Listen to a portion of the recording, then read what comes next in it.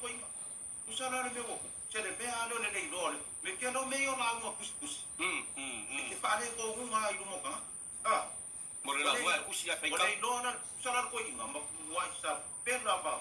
Ko pe yo kusi. I lo ma ba fa u sa mo le la uma no musik. Ai ela fa si mo le la uma fa pa la. Usole ole au ku. United we stand, divided we fall. Fight. Ole me na nga ne o ke ngel la. Ole nga no me muri muri. Na na mai fa pa la je. Nga nga fa yo la. Usole au la ole. Ke ka ko man lu fa kas. E ma ko ko ka ko. Ka ka le si.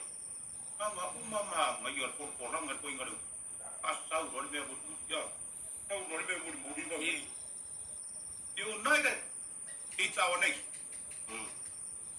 Divided is our foe. Kay lori el. Ole pai pe au. O koi kiki aku aku mo fa pai. Kere lo kona me ngale ko nga chau ke la. Ole ma nga ya pengon la uma. Al pa langi la. Le nga o ke de me. Usale united we stand. Divided we fall. Ole ko ke ide ka le sia mai. Remember. United is our nation. Divided is our foe. Pero, boleh lupa kena nak orang yang baik kau ingat apa?